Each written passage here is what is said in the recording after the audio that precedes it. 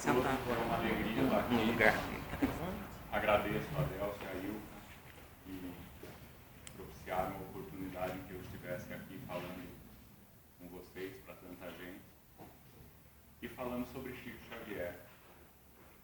Dos 5 da semana, Chico Xavier é o único que nós, acho que todos aqui, com algumas exceções, puderam ter oportunidade de estar com ele nessa nossa encarnação atual, ele encarnado como Chico Xavier, porque ele morreu em 2002 e acho que deve ter 1 ou 2 pessoas aqui com menos do que isso de idade.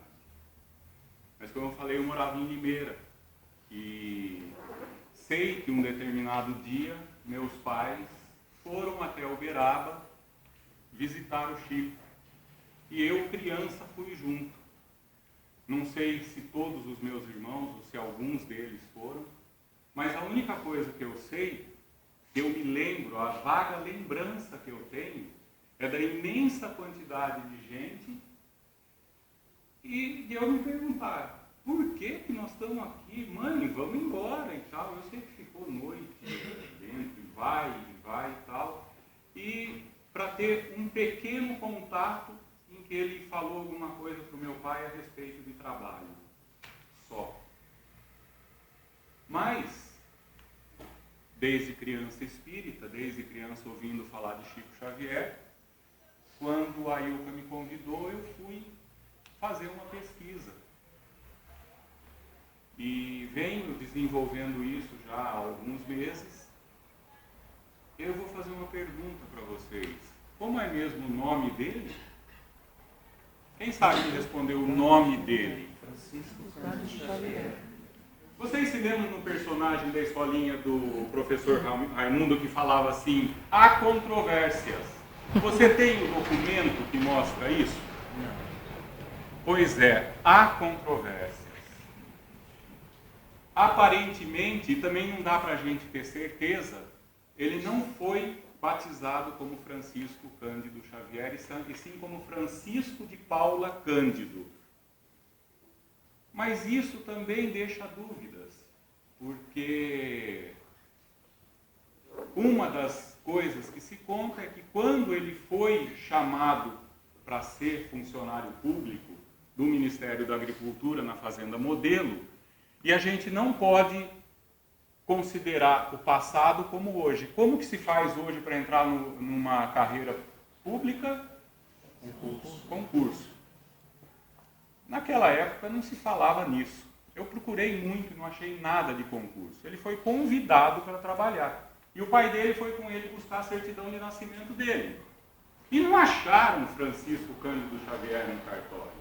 Acharam um tal de Francisco de Paula Cândido, filho de João Cândido Xavier e de Maria João de Deus, nascido em 2 de abril de 2011. E ele era de 2010. Mas, enfim, deve ser esse mesmo. Pegaram essa certidão e assim ele foi aceito como funcionário do Ministério da Agricultura. Francisco... Fugiu o nome. Francisco de Paula Cândido. Só que isso existe uma outra história. Dizem que depois que ele já era funcionário público, alguém do alto escalão do governo teve uma pequena rusga com a família Xavier e deu a ordem. Todos que fossem Xavier deveriam ser demitidos. E, de novo, não é como hoje. Um funcionário público, para ser demitido hoje, depende de todo um procedimento interno que se prove, etc, etc, etc. O chefe lá da Fazenda Modelo, numa época que o governo tinha soltado uma lei para regularizar condição de um monte de gente que não tinha registro de nascimento, permitiu que ele fosse lá e fizesse uma outra certidão e saísse de lá como Francisco de Paula Cândido para não ter o Xavier, para não ser demitido. Sabem qual das duas é verdade? Eu não sei. Tá? Mas, enfim, em 1965, ele entrou com uma ação para se chamar Francisco Cândido Xavier e, em 66, um juiz determinou que esse seria o novo nome dele. Eu consegui na internet uma certidão de nascimento dele dizendo assim, que era mesmo Francisco Cândido Xavier, nascido em 2 de abril de 2010, filho de João Cândido Xavier e de Maria de São João de Deus. Quer dizer, nem o nome da mãe a gente sabe se está certo ou se não está certo. Se alguém tem dúvida de que esses problemas existem no nosso país, podem ter certeza que não existe. Tá? Nós temos, assim, pessoas muito próximas de nós que sentem na pele problemas com nome, e nem é só no Brasil. Tá? Enfim, foi isso o começo do meu estudo a respeito do Chico Xavier. Com 4 anos, Chico Xavier ouviu uma conversa do pai dele com a mãe dele, falando a respeito de um aborto de uma vizinha. E o Chico entrou no meio da conversa e com 4 anos falou assim: pai, você está falando mal de uma pessoa, mas não foi isso que aconteceu.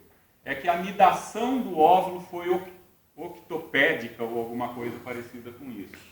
E o pai falou: o que é isso, meu filho? De onde você está tirando isso? Ah, tem um nome falando para mim aqui. Com 4 anos. Então essa foi a primeira manifestação mediúnica que a história conta de Chico Xavier.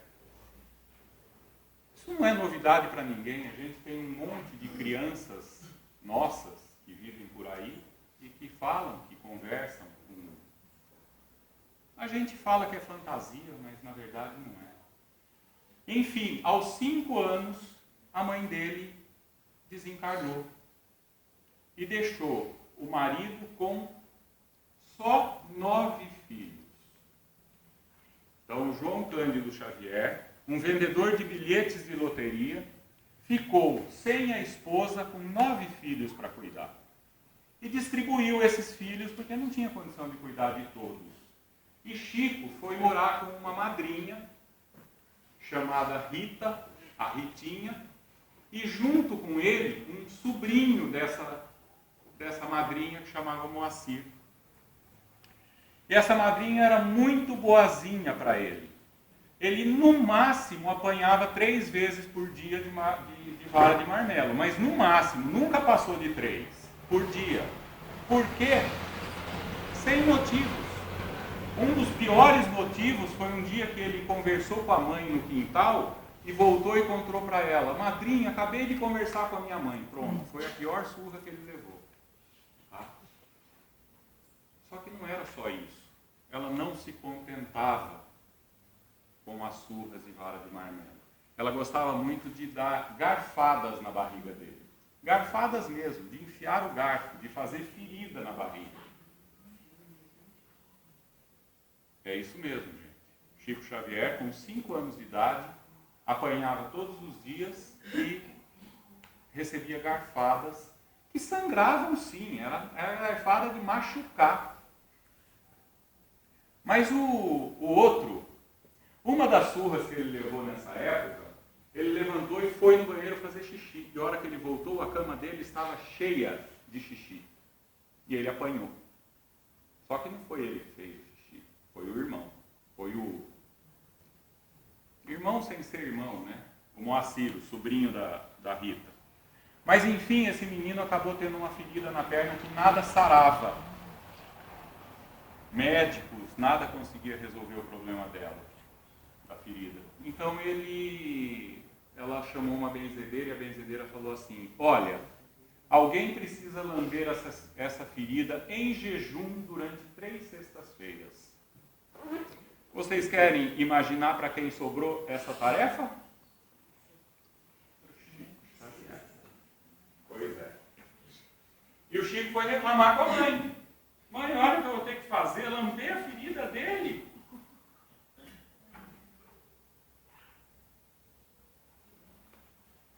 E a mãe falou, como sempre, tenha paciência, olha, é melhor fazer isso do que ela maltratar mais ainda você.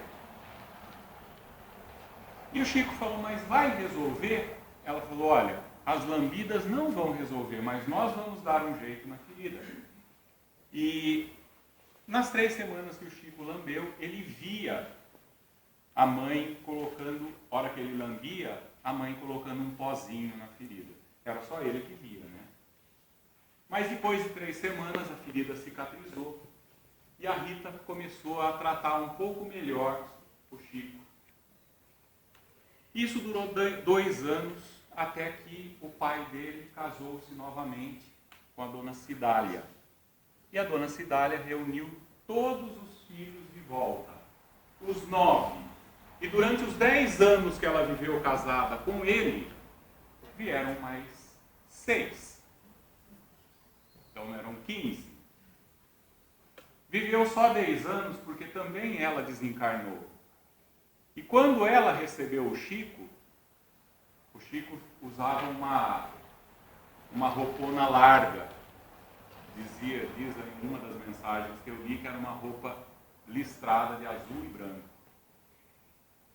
Bom, ele não queria mostrar o que tinha embaixo da barriga dele, mas a nova mãe, chamou ele sozinho e olhou e viu o que estava acontecendo, e ela sabia que não era um acidente, né? Enfim, ela falou que não ia deixar mais ninguém fazer isso com ele. E conseguiu por pelo menos 10 anos. Só que a mediunidade do Chico começou a aflorar mais. Na escola, em 1922, teve um concurso de redações a respeito do centenário da... Não tinha a ver com o Brasil, não me lembro, foi em 1822, mas foi alguma coisa. E Chico, a redação do Chico ganhou menção honrosa. E alguns alunos falaram assim, mas professora, não foi o Chico que escreveu, ele falava que foi um homem que ditou para ele. E a professora não acreditou e tal, falou, olha, se é isso, faça com que o homem escreva de novo alguma coisa. E uma aluna deu um tema, falou, olha, eu sou obrigado a ajudar meu pai a carregar areia, então faz uma redação sobre areia. E Chico foi lá, e o homem ditou alguma coisa que ele escreveu, e a professora pediu para que nunca mais se tocassem nesse assunto. E isso passou. O pai dele começou a achar que ele tinha que ser internado, e foi conversar com o padre. O padre, além de mandar Chico fazer um monte de Ave Maria com uma pedra de 15 quilos na cabeça na procissão, sugeriu ao pai 2 coisas. Primeiro, que ele parasse de ler, porque eram as leituras do Chico que faziam ele ter essa imaginação fantástica. Então, várias vezes o pai queimou livros, revistas, aquelas coisas que o Chico gostava. E mais, acabou arrumando um emprego para o Chico. O Chico começava a trabalhar só às 3 horas da tarde, numa tecelagem, e saía às 2 da manhã. Das 3 da tarde às 2 da manhã. Voltava para casa, dormia, ia para a escola de manhã, voltava, almoçava, dormia mais um pouquinho e tinha que ir trabalhar. Esse trabalho causou problemas de saúde para ele. Mas durou algum tempo e era o dinheiro que era levado para casa para ajudar o pai. Era ele que ajudava. Depois disso, ele conseguiu um emprego em um bar. E ele trabalhava o dia inteiro no bar, vendendo de tudo. Bar, naquela época, não era só vender bebida para quem ia lá se embriagar. Era bem mais do que isso, ainda mais numa cidadezinha pequenininha, a 35 quilômetros de Belo Horizonte. Ele disse que o pior para ele nesse período era realmente vender a bebida, porque muitas vezes depois ele tinha que levar o cara bêbado embora. Trabalhou assim e era esse o dinheiro que era colocado em casa. E acabou indo para um armazém, também trabalhar, sempre ganhando muito pouco. As informações são sobre R$1.000, né? R$1.000 é uma coisa que eu nem tenho como... Nós não temos como avaliar o que era para agora, mas era muito pouco. E depois disso é que ele entrou na Fazenda Modelo, que era um órgão do Ministério da Agricultura, e ele se aposentou na Fazenda Modelo. Ele viveu toda a vida dele com recursos exclusivamente do próprio trabalho. Ele nunca usou recursos de outras pessoas para ele próprio. Tá? Mas nessa época, começou a acontecer mais coisa na vida dele que ele não sabia explicar, o padre não conseguia explicar, o pai não gostava e tal, e ele começou a escrever. E escreveu várias coisas.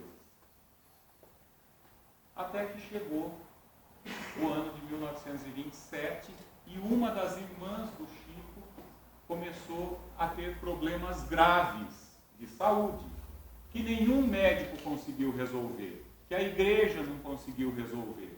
Então o pai do Chico foi buscar o auxílio de um casal amigo que não morava ali e que eram espíritas. Este casal levou a irmã para ficar na casa deles há algum tempo e com trabalho de desobsessão resolveu o problema da moça. Só que além disso acabou mostrando para o Chico o Espiritismo, o Evangelho segundo o Espiritismo, o Livro dos Espíritos. E a mãe de Chico, que ficou algum tempo sem aparecer para ele, voltou e falou para ele que ele tinha que estudar aquilo lá. E ele começou a estudar, ele começou a ver que tinha alguma coisa diferente.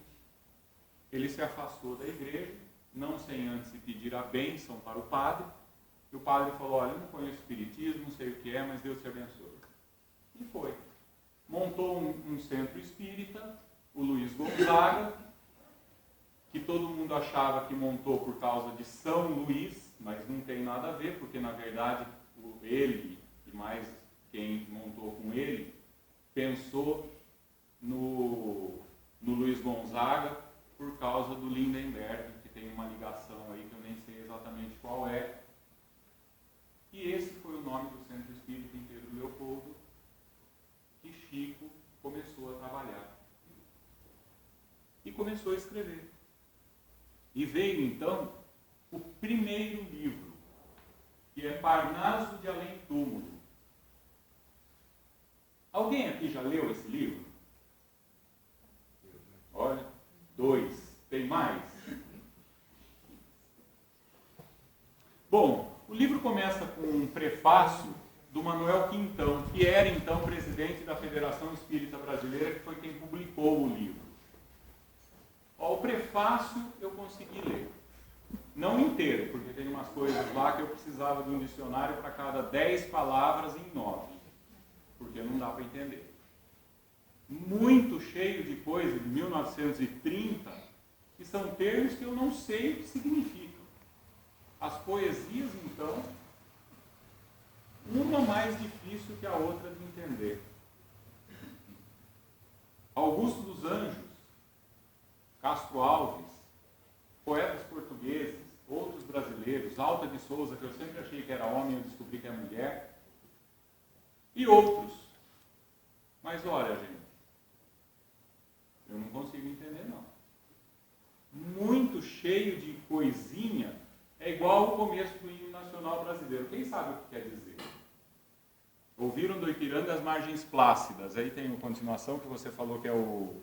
Como é que é? O que é povo herói com brado retumbante. O povo herói com brado retumbante, que é o sujeito. É tudo isso que tem escrito nesses livros. Só que esse livro teve uma importância fundamental para o Espiritismo. Se a gente que tem formação, que teve estudo, que teve escola, que teve oportunidades, que tem um monte de coisa que nos permite hoje, não consegue entender como é que um menino que mal terminou a 4ª série podia escrever conseguindo copiar o jeito de escrever de tantos escritores famosos que tinham desencarnado. E houve muita conversa a esse respeito, alguns defendendo, outros acusando. E teve uma manifestação a respeito disso de Humberto de Campos. Humberto de Campos encarnado. E ele, no que ele fala a respeito do Chico, ele reconhece que realmente os textos seguem o jeito de escrever de cada um dos escritores. E manifesta preocupação porque se os escritores desencarnados começarem a escrever, Os encarnados vão ganhar vida como? Logo depois do que aconteceu com Humberto de Campos. Desencarnou. E foi escrever através do Chico. E começou com um outro livro famoso do Chico, que é Brasil, Coração do Mundo, Pátria do Evangelho. Humberto de Campos escreveu outras coisas, muitas outras coisas. Só que ele tinha uma família que viu possibilidade de ganhar dinheiro. Porque é o que a gente quer fazer aqui na Terra, é ganhar dinheiro. E entrou com uma ação contra o Chico e contra a Federação Espírita Brasileira, porque já que era Humberto de Campos que estava escrevendo, a família tinha que ter os direitos autorais, não é? E essa ação correu. E quem defendeu o Chico e a Federação foi o Dr. Timpone, indicado ou até bancado pela Federação para defender o Chico e a própria Federação. Nessa época, 2 jornalistas se passaram por jornalistas estrangeiros, fizeram toda uma reportagem com o Chico, e aí ele saiu em revista na época, na banheira. E as fotos foram uma sensação. A notícia, o que se falou que não chegou a conclusão nenhuma. E os 2 jornalistas, logo no começo, receberam um livro e tinha uma dedicatória do Emmanuel aos nomes verdadeiros deles. Quando eles descobriram isso, a matéria inclusive já estava publicada e eles fizeram um pacto de silêncio. Fizeram os 3, porque tinha um motorista, que era o piloto do avião, e mais os 2. Eles falaram, nós não vamos falar disso. Falaram 30 anos depois. Mas foi uma dificuldade que o Chico enfrentou na época, mas no julgamento o juiz deu ganho de causa para o Chico e para a Federação, alegando que ele não poderia dizer que algo escrito por espíritos fosse ou não fosse de quem morreu ou de quem está escrevendo o livro. Houve recurso, Chico e a Federação também ganharam. A partir daí, Humberto de Campos continuou escrevendo pelo Chico, mas adotou um pseudônimo, que é o Irmão X. A gente sabe de várias mensagens do Irmão X através do Chico, e hoje a gente sabe que é Humberto de Campos. Nessa época também Chico conheceu Frederick Figner, um rico empresário que chegou inclusive a ser presidente da Federação Espírita Brasileira. E uma vez ele perguntou para o Chico o que é que o Chico gostaria de ter. E sempre que se perguntava dessas coisas para o Chico, ele falava em coisas morais, em conseguir praticar a caridade, em conseguir ser bom, em conseguir ser humilde, etc. Mas o Figner falou, não quero saber disso, eu quero saber de coisa material. Aí ele falou, eu gostaria de ganhar 130 mil réis por mês, porque assim eu poderia atender todas as pessoas que eu atendo, que eu cuido, dos meus protegidos. Até que o Figner morreu e deixou para o Chico uma herança de 100 contos de réis. 100 contos de réis naquela época aplicado em sei lá que tipo de investimento que era, se era poupança ou se não era, não faço a mínima ideia do que era, rendia os tais 130 mil réis por mês, que era o que Chico precisava. Chico não aceitou, devolveu o cheque para as filhas, que devolveu para ele, que ele devolveu de novo. E numa última devolução ele falou, já que vocês não querem dinheiro, dê para a Federação Espírita que ela usa para auxiliar os outros. E ela deu. Mas o Frederico Figner escreveu um livro através do Chico. Quem sabe o nome desse livro? Voltei. Mas é esse o nome do autor espiritual?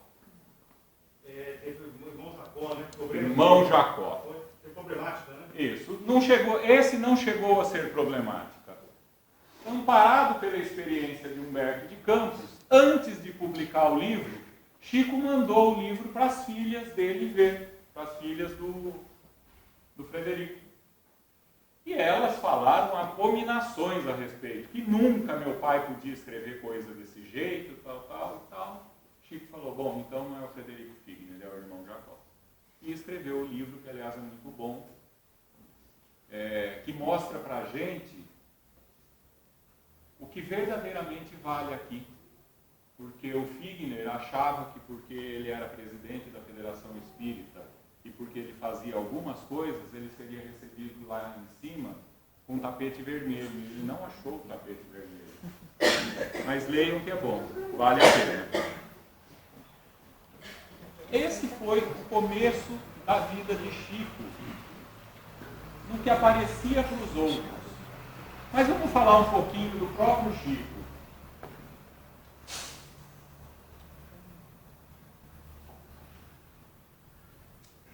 A gente acha que, desde o começo, quem aparecia para o Chico era o Emmanuel.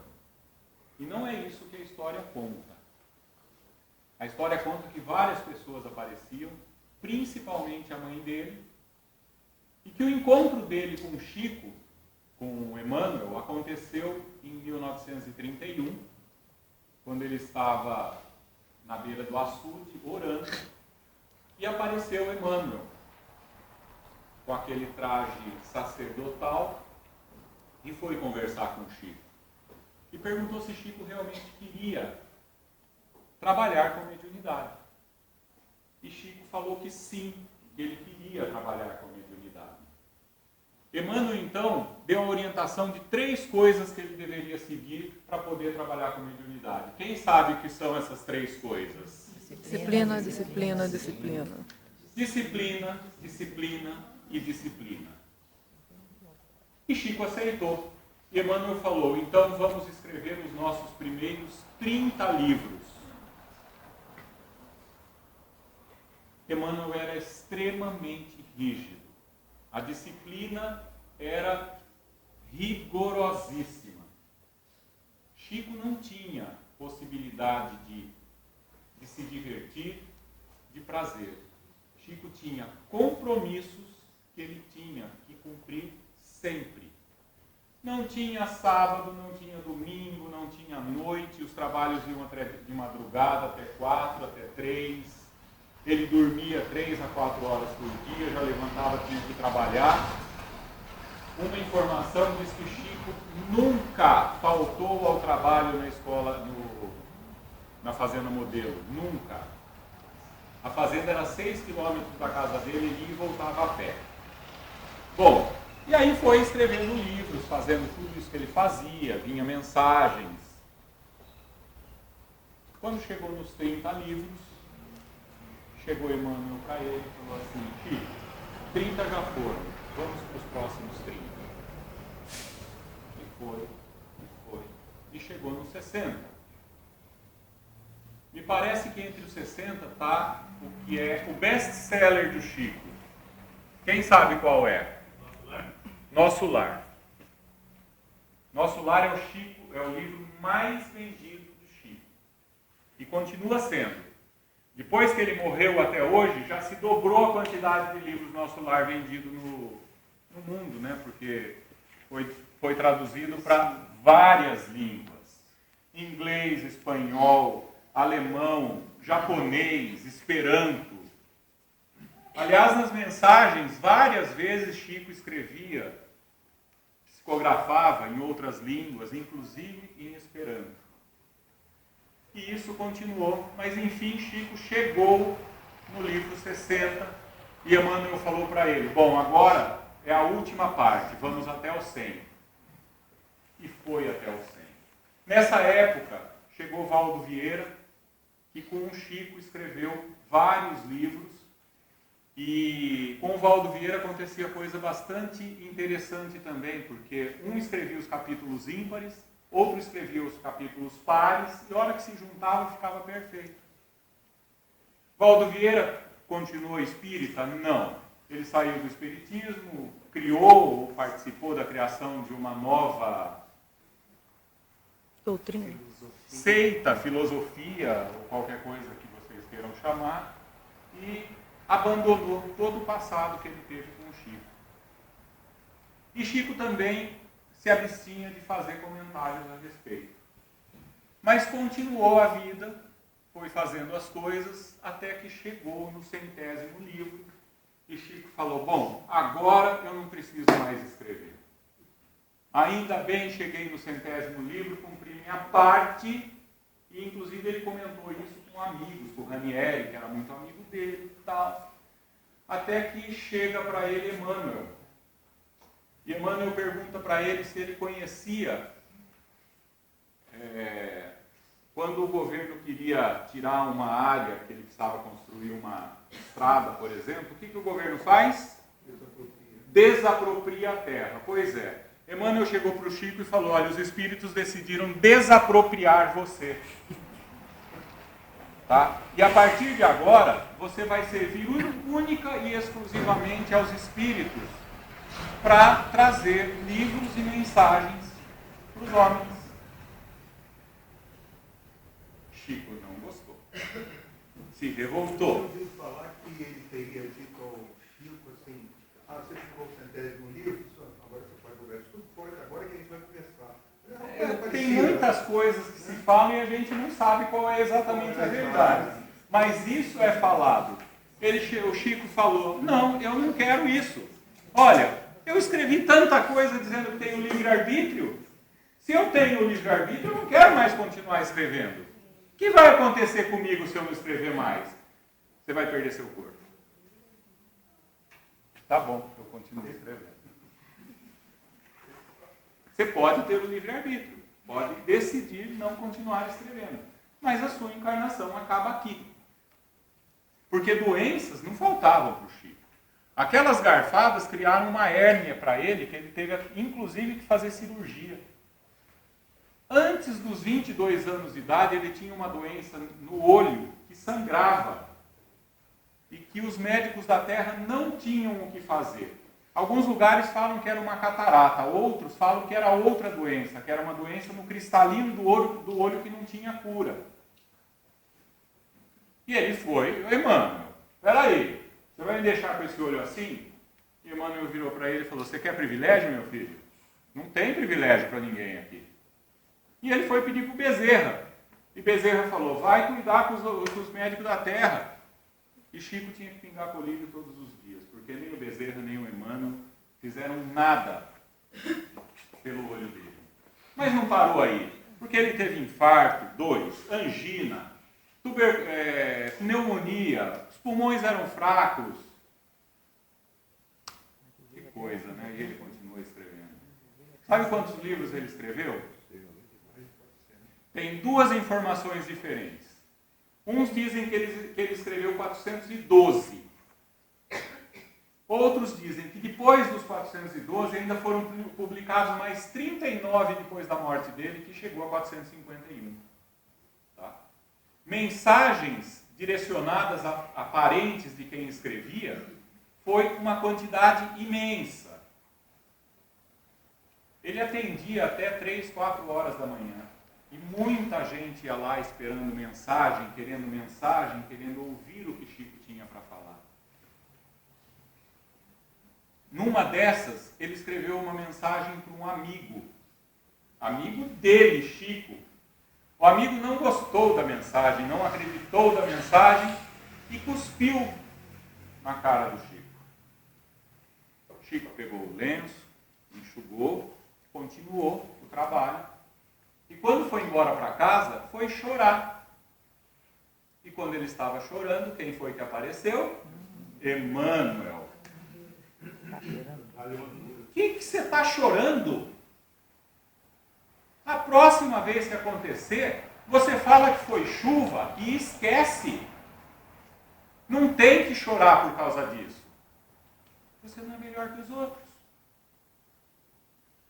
Uma vez não foi cuspida. Uma mulher que não gostou do que ele fez, bateu nele, chamou-o de cachorro e falou, e agora faz a mensagem que eu quero levar minha mensagem embora. Ele sentou, escreveu a mensagem e ela levou a mensagem embora.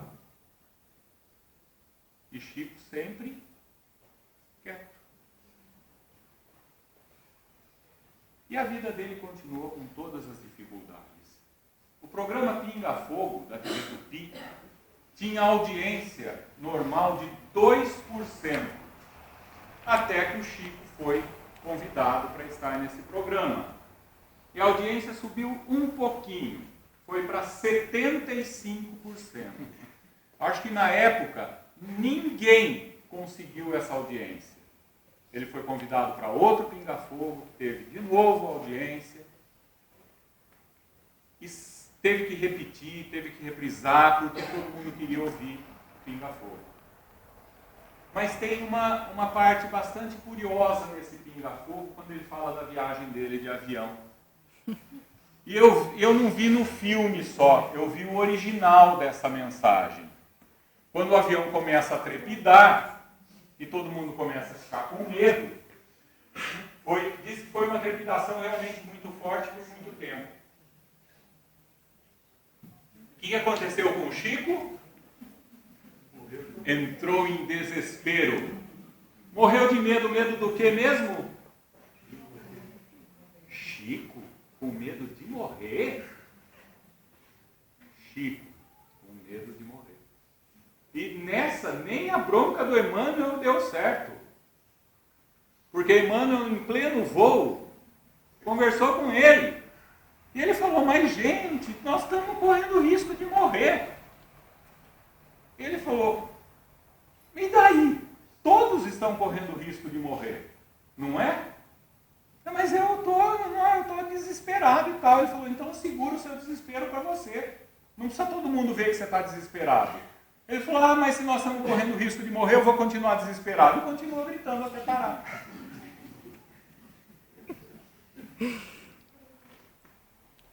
Chico era careca? No começo não, mas ficou, né?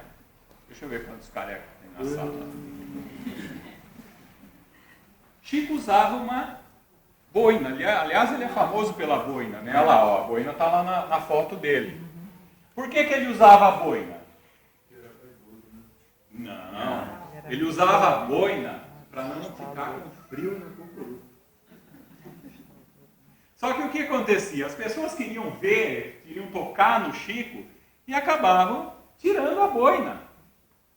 O que Chico falou? Eu vou pôr uma peruca, porque aí não vou mais sentir frio na cabeça e ninguém mais vai tirar a boina, porque vai ser uma peruca. Então, o problema da peruca era só por causa do frio, gente. Não era vaidade. Chico, vaidoso? Chico era vaidoso. Chico era vaidoso. Tem que acreditar, então. Gente, eu tenho mais algumas coisas para falar, mas são 5 para as 8 já. Alguém quer fazer alguma pergunta antes de eu continuar? Pode fazer. Faz. No momento do desencarne, como é que chama? Isso é um dos trechinhos que estão reservados. Então ninguém tem pergunta. Só um comentáriozinho sobre o Parnaso da Leitura, porque o livro, além de ter sido ditado por autores muito antigos, né, com linguagem fora dos padrões atuais, era poesia. Não é muita gente que gosta de poesia. Na 6ª edição, Emmanuel fez tirar um monte de poema que ele considerava agressivo contra outras religiões. E foram tirados. Tá? Chico faz um escrito dizendo quem ele era nesse livro. É uma coisa que para mim é rara. Eu não me lembro de livros do Chico com ele fazendo trazendo alguma informação a respeito dele próprio, mas nesse ele trouxe. Essa parte dá para a gente ler perfeitamente. A gente percebe que é uma linguagem simples, cotidiana, e dá para todo mundo ler. Bom, mas então vamos falar da desencarnação. Que dia mesmo que Chico desencarnou? Dia 30 de junho de 2002. No dia que o Brasil ganhou o pentacampeonato. Aí vem aquelas histórias. Mas Chico falou que ele só iria desencarnar num dia que o povo brasileiro estivesse contente. Gente, de novo, as controvérsias são bastante grandes. Primeiro, que em alguns lugares dizem que Chico dizia que Emmanuel falava para ele que ele só desencarnaria num dia que o povo brasileiro estivesse feliz. Outra diz que ele pediu a Deus que ele só desencarnasse quando o povo brasileiro estivesse feliz. E outras que ele dizia que iria desencarnar quando o povo estivesse feliz. Qual é a verdade disso, gente? Não sei. Desencarnou dia 30 de junho de 2002. De lá para cá, tem muita controvérsia que, para mim, não acrescenta nada. Mas o que acrescenta é a gente pensar assim, ó. Poxa, eu não tenho como fazer as coisas que Jesus fazia. Porque Jesus, era perfeito. E eu não sou perfeito. Então eu não tenho como fazer o que Jesus nos orientava. Allan Kardec, além de tudo, era um cientista. Eu não tenho o conhecimento dele. Aqueles outros, Leon Denis, eu tenho uma dificuldade imensa de ler o que ele fala. E a gente acaba não tendo uma referência de falar assim, olha, aquele homem ou aquela mulher, com todas as dificuldades que viveu, conseguiu seguir as orientações de Jesus. Aliás, Emmanuel falava sempre para ele, se alguma vez eu pedir para você fazer alguma coisa que vá contra o que Jesus ou Kardec falavam, fique com eles e me esqueça. Chico era um homem que enfrentou imensas dificuldades. Não sei se um de nós aqui, nessa nossa encarnação atual, enfrentou dificuldades maiores do que a dele. Mas todos nós enfrentamos as nossas dificuldades, desde criança. Todos nós. Não tem nenhum que escape disso. Só que a gente não tem mais a desculpa de dizer que Jesus era Jesus. A gente tem exemplos do nosso lado de gente que não é perfeita. A gente acabou de falar que Chico tinha medo de morrer, que Chico era vaidoso. Chico teve que ser contido na disciplina, porque antes de começar, o protetor dele chegou para ele e falou, você vai ter que ter disciplina, disciplina e disciplina. No corredor da casa do Chico, para o Chico sair, toda vez ele tinha que passar do lado de 2 troncos. E Emmanuel foi claro todas as vezes, um tronco é a disciplina, o outro é o dever. E Chico todo dia passava por isso. Uma vez Chico estava conversando com alguns amigos dele, e Emmanuel chamou para ir fazer a psicografia, de continuar os livros. E Chico falou para Emmanuel assim, não, daqui a pouco eu vou. E Emmanuel virou para ele, ou vem agora, ou você não vai me encontrar lá. Chico parou de conversar e foi. Então nós temos o exemplo agora. Chico divulgou o Espiritismo não só para o Brasil. Chico fez um trabalho imenso de divulgação, com um monte de problemas no meio do caminho. Sempre sendo chamado de charlatão, sempre dizendo que ele enganava, publicações dizendo que ele ficou milionário. Só que ao mesmo tempo, escritos do Chico decidiram sentenças criminais em tribunais. O filme mostra um caso, mas não foi o único. Tem um livro a respeito da quantidade de mensagens que foram usadas em processos judiciais aqui na Terra. Teve gente da OAB que quis acabar com isso. Só que ele era um homem comum, igual a nós. E se ele conseguiu vencer, nós conseguimos.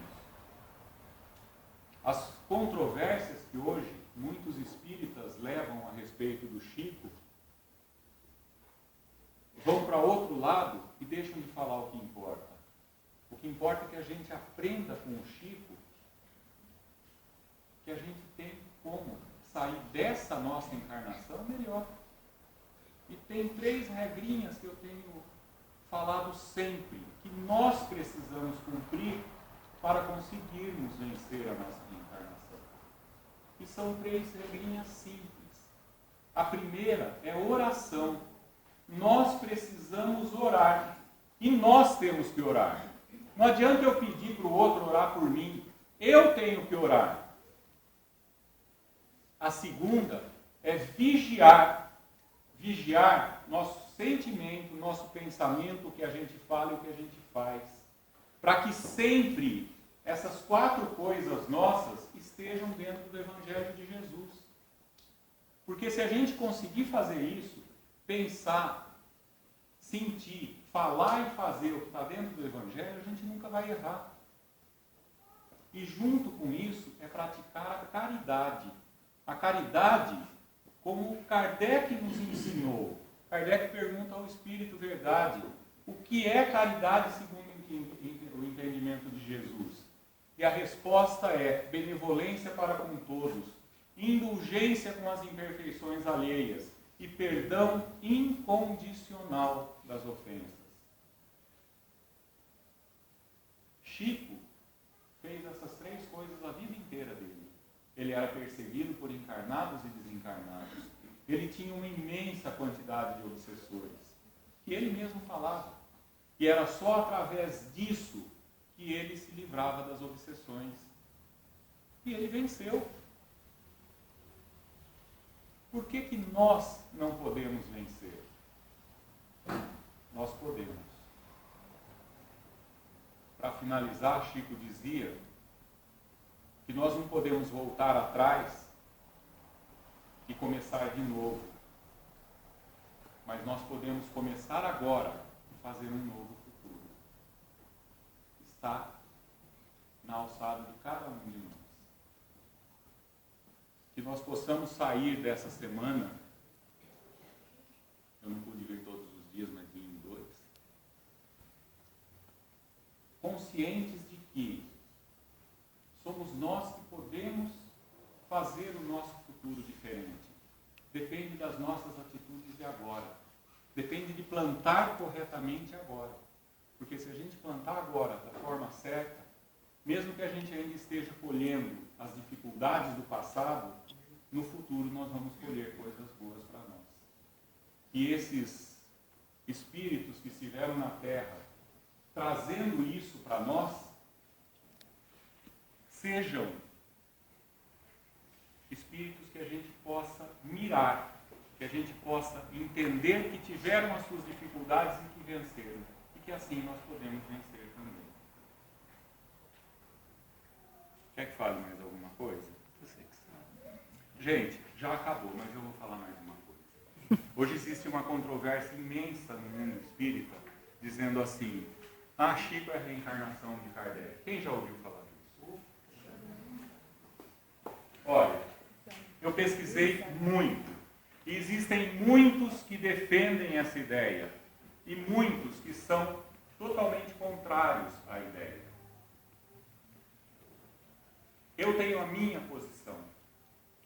Mas eu prefiro ficar com Kardec. E em várias partes da sua obra, ele fala sobre a gente aceitar uma mentira. E no capítulo 20 do livro dos Médiuns, tem uma mensagem de Erasto. E Erasto fala assim, que é preferível que a gente recuse 10 verdades a aceitar uma mentira. Porque se a gente recusou isso e for verdade, o futuro modificará e fará com que a gente aceita. Que a gente veja que era verdade. Mas se a gente aceitou uma mentira agora, é muito difícil de corrigir depois. Eu sei que muitos espíritas conhecidos defendem que Chico era Kardec. Para mim não era, mas isso não importa. O que importa é que ele foi, as dificuldades que ele passou, a gente ter isso como exemplo e fazer diferente.